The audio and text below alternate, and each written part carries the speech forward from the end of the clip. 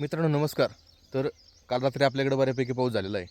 तर ज्यांच्या कोणाच्या बागेमध्ये बॅक्टेरियल ब्लाइट, तेल्या, तेलकट ॲक्टिव्ह जर असेल तर 100% त्यांनी जीवाणूंचा हात घेतला पाहिजे ऑन दी स्पॉट. कारण काय आहे, बागेमध्ये तेल्या वाढण्याचे चान्सेस आत्ता जास्त आहेत, उष्णता जास्त आहे आणि काल पाऊस झालेला आहे. आज परत तीच परिस्थिती उद्भवू शकते असं आपल्याला हवामान अभ्यासकांचे अंदाज आहेत.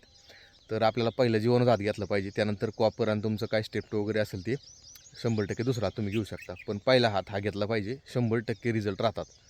आणि बागेमध्ये ज्यांच्या ॲक्टिवेट केले आहे त्यांनी शक्यतो काहींचं काटाथिनी वगैरे चालू असेल किंवा काहींची आणखी वॉटरशूट आघाडी काढण्याचं काम चालू असेल तर थांबवलं पाहिजे 1-2-3 दिवस. त्यानंतर परत तुम्ही करू शकता. कारण ओली जखम ही जास्त चिघळ चालते. त्यामुळं जोपर्यंत जखम कोरडी होत नाही तोपर्यंत त्या जखमेवरती तुम्ही काहीही स्प्रे वगैरे काहीच नाही, फक्त जीवाणूचा स्प्रे घ्या. 100% रिझल्ट आणि रिझल्टही चांगला दिसणार त्याच्यामध्ये. 100% तुमचा तेल असेल तर 100% तो कोरडा पडणार. तर हे 2 फवारे अतिशय महत्त्वाचे आहेत. पहिला फवारा म्हणजे तुमच्या जीवाणूंचा, जे तुमच्याकडे कंपनी असेल ती जे सांगतील दुकानदार त्या पद्धतीने घ्या. त्यानंतर त्याचं प्रमाण देखील ते सांगतील. पण कॉपर असेल किंवा स्ट्रेप्टोसायक्लिन असेल किंवा कोनिका असेल दानो कंपनीचं, तर तुम्ही ते देखील घेऊ शकता. दोन्हीपैकी एक फवारा चालेल आणि पहिला हा जीवाणूचा.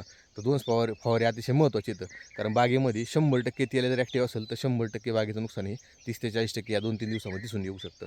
त्यामुळं आपल्याला जे काही करायचं आहे ते प्रिव्हेंटिव्ह अगोदर करायचं, होण्याच्या अगोदर. आत्ता ही पाऊस रात्री झाला आहे, आज 100% फवारणी झाली पाहिजे, तरच बागा 100% आपल्या कंट्रोलमध्ये येतील. तुमच्या भागात देखील पाऊस झाला आहे का? किती प्रमाणात झाला आहे? तेल ॲक्टिव्ह आहे का? आणि तेलकटसाठी तुम्ही कुठला प्रयोग करताय? हे 100% कमेंट बॉक्समध्ये सांगा. धन्यवाद.